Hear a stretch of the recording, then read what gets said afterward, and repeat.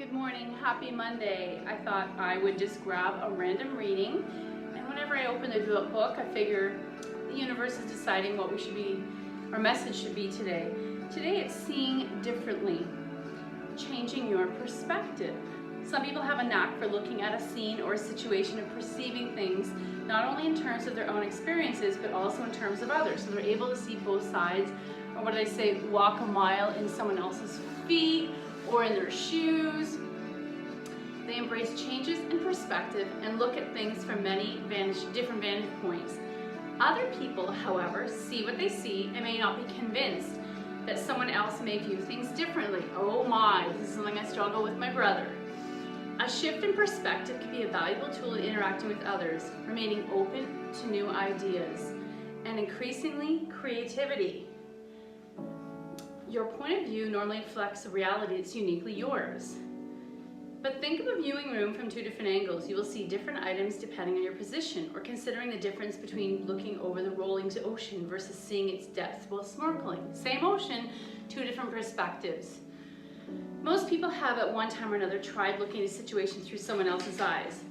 Changing your perspective can be applied to many different circumstances. For example, you may try seeing the disappointment of not having the funds to travel, or thank you COVID, as an opportunity to more deeply explore activities offered to you in your own neighborhood. That's exactly what's happened this year.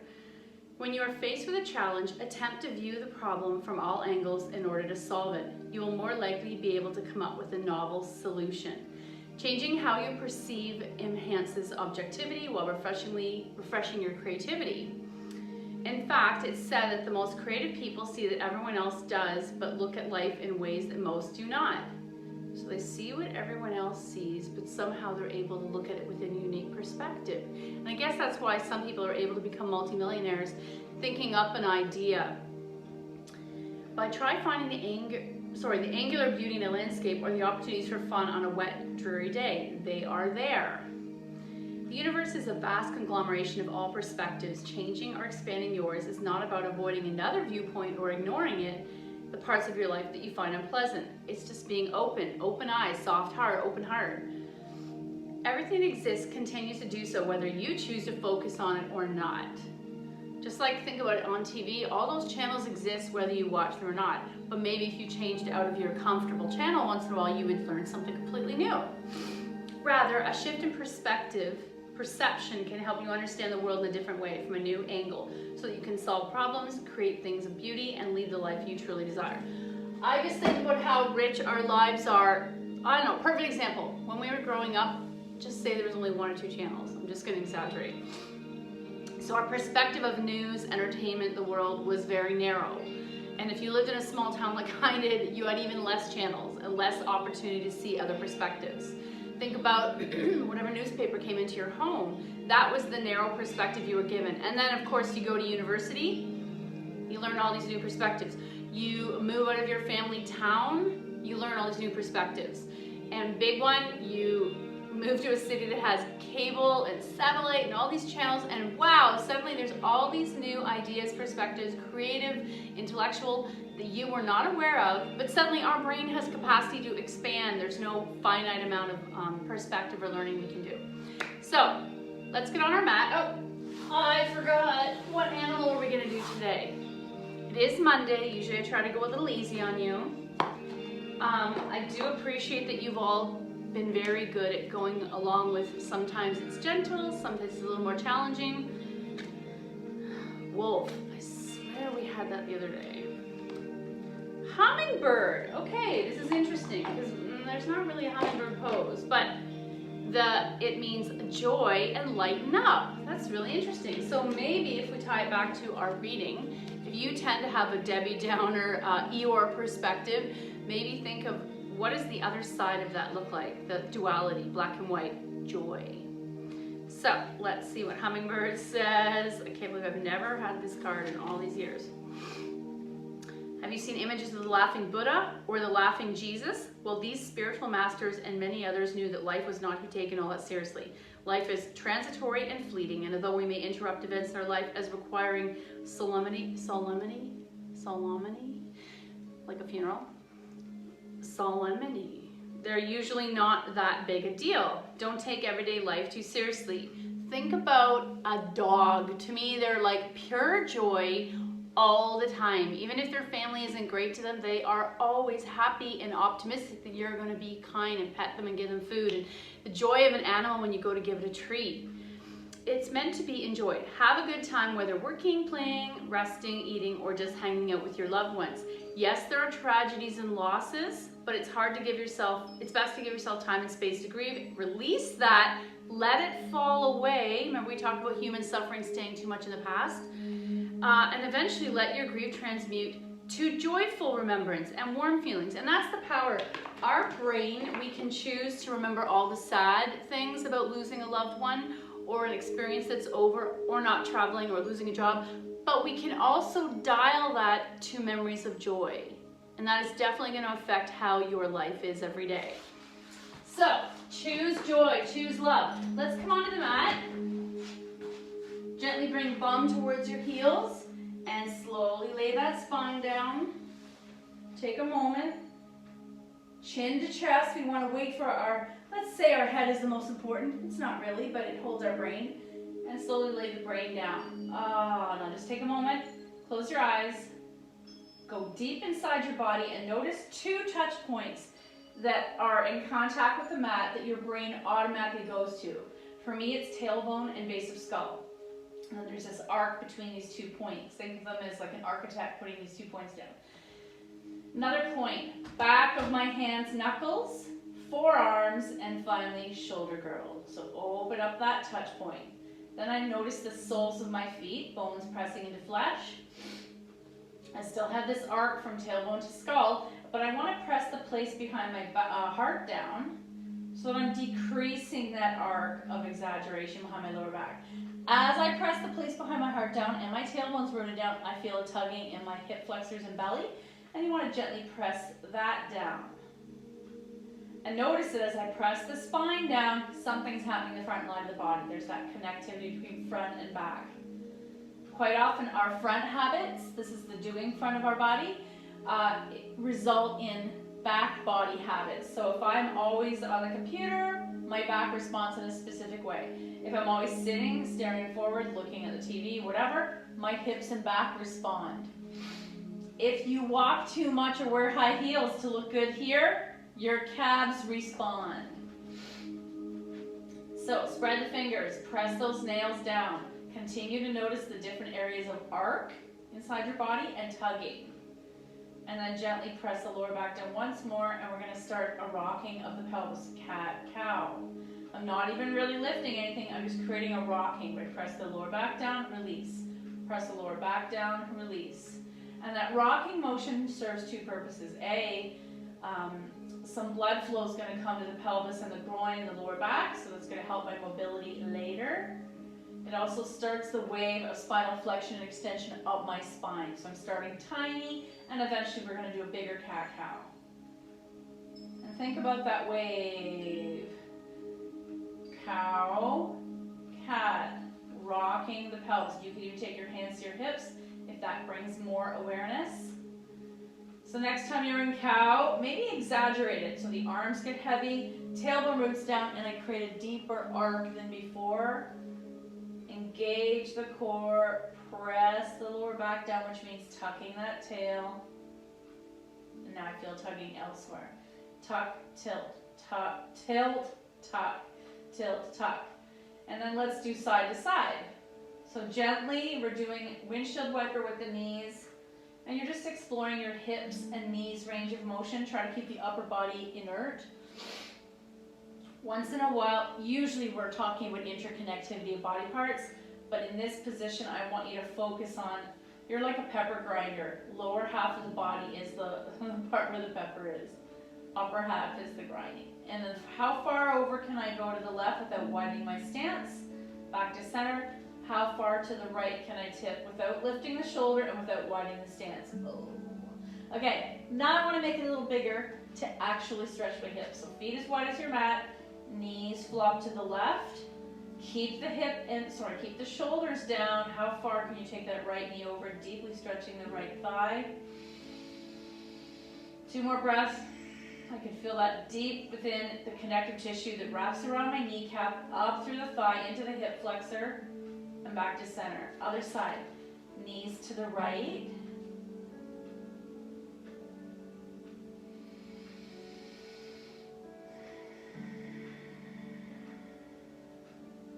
And back to center. Knees to the left. Are you able to go lower and lower? Super awesome, intense. So what's fascinating about body types is if you are a stretchy person, hypermobile usually, unfortunately humans don't seem to be in the middle. We're either extremely flexible or extremely tight. We're always trying to find that middle ground. But if I'm super stretchy, my range of motion is different than a tight person. So I look for that stretch sensation. And sometimes we go beyond a natural, normal range of motion. Back to center, over to the left. If you're super tight, you may cringe when I say it's time to stretch because you know how tight your body is. And it's not a delicious stretch, it's annoying for some people. And back to center, let's take the soles of our feet together with your eyes closed. So you're not looking, using proprioception, body awareness. Press the soles together, arms wide, spread the fingers. What do you notice about your abdomen muscles when you spread your fingers? I don't know about you. Instinctively, my lower abdomen and belly and glutes start to kind of tingle and wake up, possibly engage. Press the soles of the feet together, blades press into the floor, belly engage, and press the lower back down, knees open. So this is a pose of stretchy and tight at the same time. There's like a little battle going on in my hips. And I don't know why the music is so loud because I turned it way down to our normal number. Take 3 more breaths here, nice and open. I feel like I'm at the top of a mountain. Big breath in. Pause at the top of the inhale. Exhale, soften. Inhale. Exhale. Inhale. Exhale. Inhale. Exhale. And close your legs, thighs to chest, little boat. More circles. Let's take the knees to the floor on the left, maybe assist them, stack them. Right arm open, answer the question, and slowly open. I may not get very far today, I'm super tight. And as my right arm wants to come to the earth, I don't want to pull these knees out of alignment, so I'm going to be mindful of both knee and shoulder connection to the floor. Let's just take here a pause. Think of today's practice as setting the framework to your body for any of the work you're going to be doing at a desk all week. Or if you have a lot of, I don't know, I feel like we get just as tight and sore from doing home housework as we do desk work. Each uses a different set of muscles. Although I feel like if you're sore from doing stuff around your house or your yard, it's more productive because you've used different muscles and you're not just sitting. Back to center, little boat. If you find yourself needing someone to help with yard work and just simple little jobs, my friend has a son, I think some of you know Elizabeth, take the knees to the right, line them up, left arm open. So her son, Elizabeth, she lives in Newmarket, she drives everywhere. He is 15, does not have a job, no one wants to hire a 15-year-old boy, but he's a tall guy. So he would be fine if you needed help raking leaves or he's done a couple things with helping people just lift some stones in their garden. I think he has some other friends who need work. So some people charge $15 an hour, some it's $20 an hour, I don't know. If you decide you need some extra hands in your garden, but you don't want a professional landscaping company, you let me know. Oh my gosh, so tight. And back to center, little boat, or let's do some circles. Wake up the pelvis, wake up the tail and the core. And I'm going to take those feet in the air and do the same thing in the sky. Circling, one direction then the other.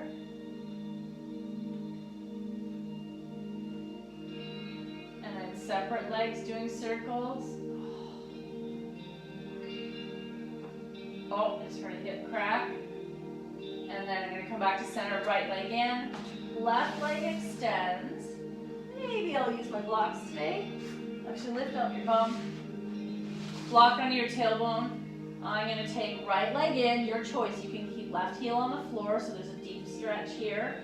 Or you can lift left heel an inch. Oh, softly point the foot, and I'm going to dangle. Let's say here 5 breaths. Inhale 1, I can feel my shoulders are not squared off. Hips are squared off. Exhale.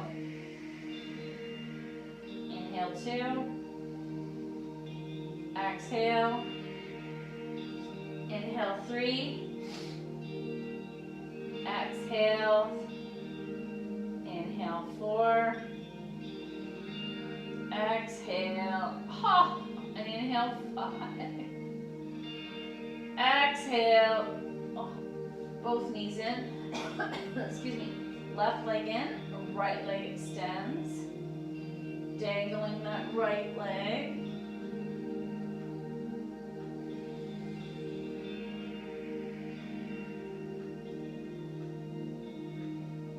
Oh, this feels much better on this side. So, we're going to do 5 breaths here.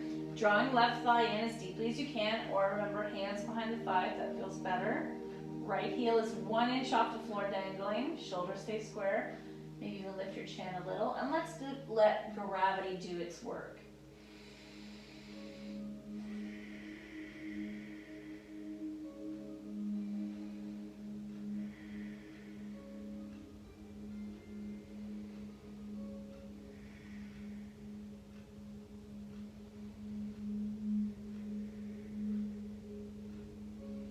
Sorry, I lost my count. Inhale 3. Exhale, inhale 4. Keep that dangling. This is passive work we're doing, but I love it. Exhale, inhale 5. Exhale, both knees in. Feet in the air for a moment. Let's roll out the ankles again. Fan the toes. Maybe let them fall wide for a moment. I'm still on the blocks, so I'm in a variation of legs up the wall. Oh yeah, feels good. 2 more breaths. Inhale 1. Exhale. Inhale 2. Exhale and inhale 3. Exhale. Close your legs. Feet to the mat. Let's get rid of this block. Thighs to chest circles. Let's take the legs wide and pause here. 5 breath rounds. Inhale 1. Exhale. Inhale 2.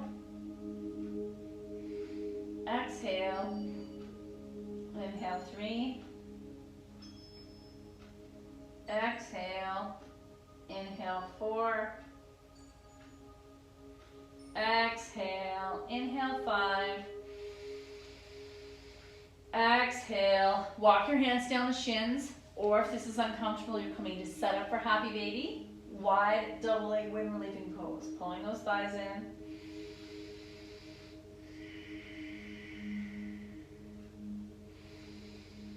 Choosing to stay here, or let's come into happy baby. So I might be here. Actually, let's take 2 breaths and set up for happy baby. Hands behind the thighs, adding gentle counter pressure behind the thigh.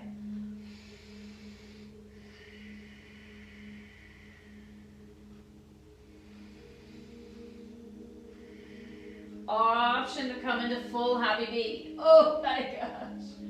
Maybe I'm going to rock side to side. Let's take 5 breaths here. Close your eyes, choosing stillness or find that rhythm of side to side. Inhale 1. Exhale. Inhale 2. Exhale. Inhale 3. Exhale. Inhale 4. Exhale. And inhale 5. Exhale, coming to stillness, soles of the feet together, pausing here. Some of us can reach to bind. Some of us will just hold our ankles or shins. Keep breathing out, pressing the lower back down to the floor, and finally releasing the feet together, soles together, knees out to the side. Maybe even walk your bum towards your heels. notice these hip flexors. So I really want you to notice this. I've had a lot of friends tell me, especially my desk friends, how tight their this pubic muscle is, and their hips are killing them. And I think it's because we're sitting more than ever. So your choice, arms to a T. Actually, let's do 2 breaths, arms to a T. Spread the fingers. Can you engage your belly and glutes here, even though your knees are open? And press your nails down. Engage your core and solar plexus. So we've talked about the bandhas. I've had a lot. There's Mullya Bandha. I'll have to think of all the names, but there's perineum, belly, solar plexus, and throat is one of them. Clenching those 3 areas. And what that's doing is supposedly we're building some energy here.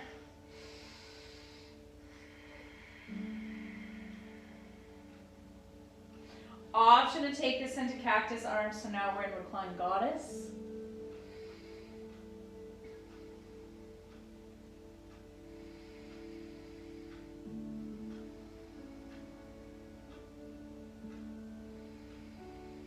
Oh, and then close your legs. Delicious.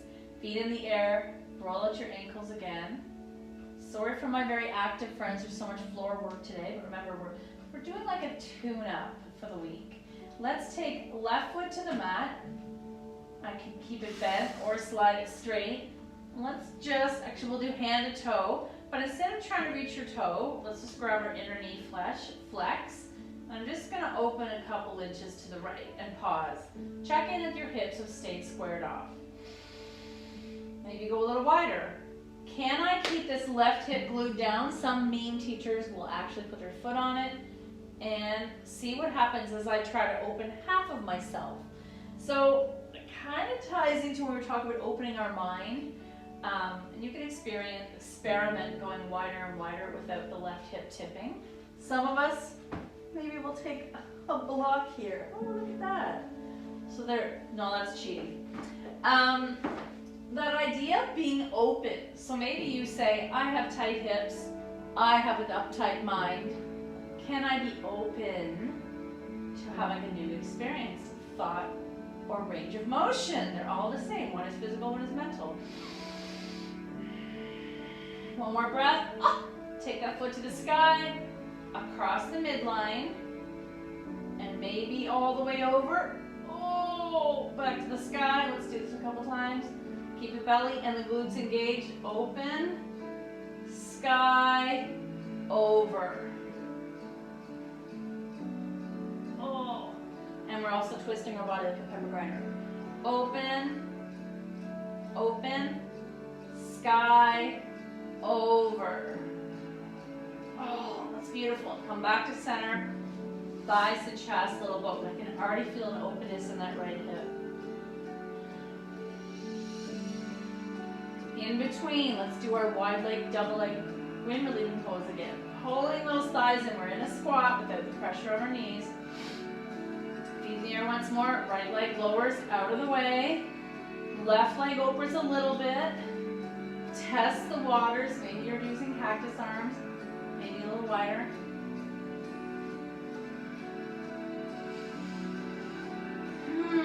Oh, that's awesome.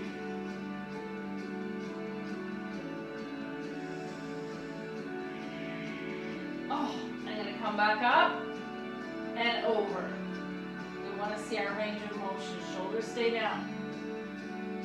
Up, open, up, keep right hip stable. Up, flow over. Up, open, up, over, up. Let's do one more round. Open, up, over, back to center, thighs to chest, little boat or circles. Okay, let's do our thread the needle, and then I promise we'll come upright. So, knees are bent, one fist width apart. This is for you, Daniela. Right foot flexes on, right knee presses away. Oh yeah, so actually this is for everyone. Very few times can I tell you one pose that solves a lot of problems for people. The one unifying thing about this pose is that in our Western lives, we don't do the squat.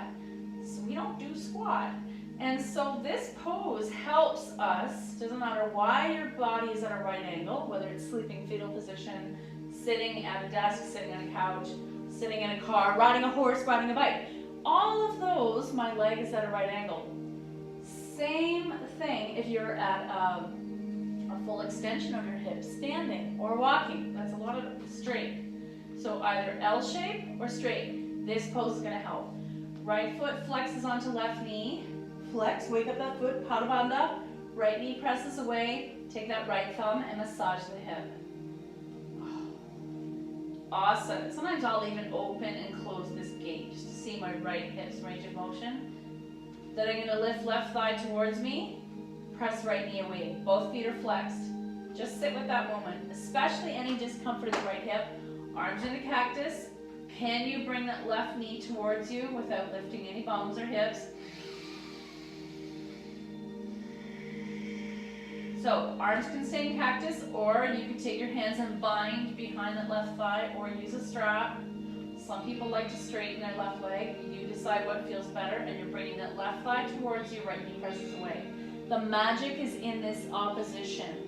Left knee towards you, right knee press away. Some people even take their hand and we create this opposition.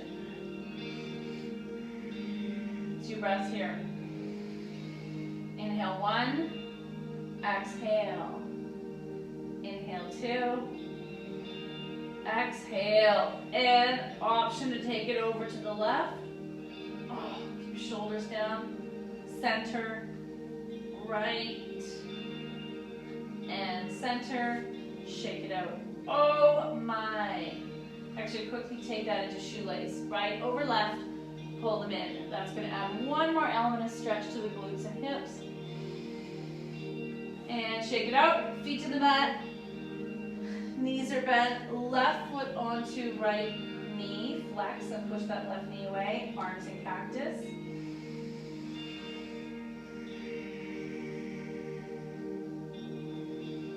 Option to lift right thigh towards you, so no hands or binding. Your choice. Oh my. And left-handed friends, this is your dominant hip. It's going to be super tight.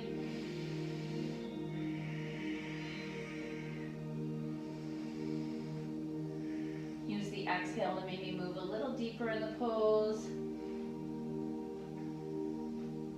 Finally, I'm going to come back into cactus and I can do a side to side, keeping the shoulder girdle down. I'm not going to go very far here. Final piece, turning it into shoelace, left over right, hands on opposite knees and pull those thighs in. Release, shake it out, and let's roll into our side. Relax for 2 breaths here. Inhale 1, exhale. Inhale 2, exhale, coming upright, and we're just going to take a quick extended child's pose. We're not going to do our sun salutation today, I promise. For my active friends, we'll go back to normal tomorrow.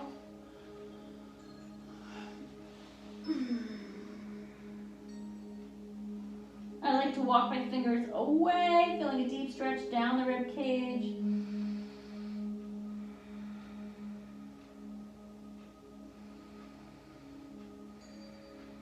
I can take my legs wide, so toes are touching, legs wide, wide leg extended child's pose.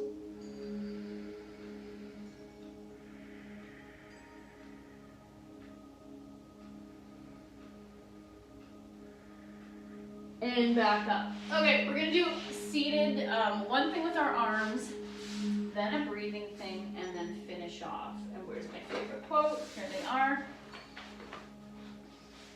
So we did some of these positions at the beginning of COVID, and I keep thinking as we approach the second wave, I should actually go back and watch some of my old videos, and we should be accessing some of those movements that were helpful for lung health as we approach the winter.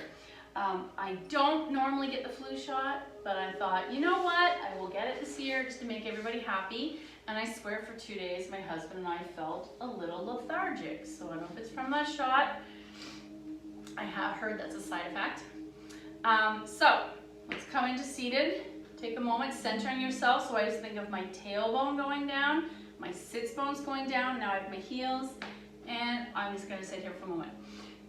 Hands to the floor, sit up nice and straight. We talk about standing up in our chest. So I'm gonna press into the floor, chest forward, and you can even walk these arms further behind you. Guess what we're doing? Cat, cow. So cow, cat, cow, cat, cow. And you can add the head, so now I'm adding more of the neck. Cat, chin to chest. Oh, cow, cat. That is intense. Now I want to add some other arms. Actually, switch your legs. Coming into cactus, we're going to try to bring the arms together. Press into forearms if you're able to reach. Fingers, thumbs, all pressing into each other, coming up to elbow, shoulder height. Open, close. Do this a few times. Close, open. How far around can I go? We've often done this and we visualize there's a pole behind us. Okay, that's one direction. Now I want to think of the whole circle. There's a circle behind me, so that will help you visualize. So cactus arms, make the triangle above your head without looking. Thumb touches, pointer finger touches, engage the core, sit up straight. Come back to cactus, side body. Cactus, triangle, cactus, side body. Cactus, triangle, cactus, side body. So you're just going to keep doing this. Guess what? We don't put the arms above our head often in this culture. You've heard me talk about how I read that there's a theory that if we kept going on monkey bars or reaching for your door frame, this is an action, if we still lived in the forest, that our ancestors did, and that because we don't do this, we lose our natural range of motion. So I never want to lose my range of motion. I see that pain it causes people and loss of independence eventually. So I'm going to keep coming back, down, cactus, triangle, cactus, down. So that's another action. And then let's do one more. We're going to do this direction. So open, close, open, close. Windshield wiper, sorry, not windshield wiper, washing machine. And normally we do it standing, but I really want to wake up the lungs in that place, especially in the back of the rib cage. If you've ever had pneumonia, that's where they do paddling therapy to help your lungs loosen the liquid. And essentially, pneumonia, bronchitis, all of those is the liquid has not left our lungs. There's a theory that if we did inversions, like somersaults every day, it would help our vertigo, proprioception, our inner ear, our vestibular system, and it would help our lung and brain health. There's that whole circulation being upside down. Oh, that's intense. I'm going to feel that in my back of my rib cage and coming to stillness and back down. So you can close your eyes while I'm doing this reading.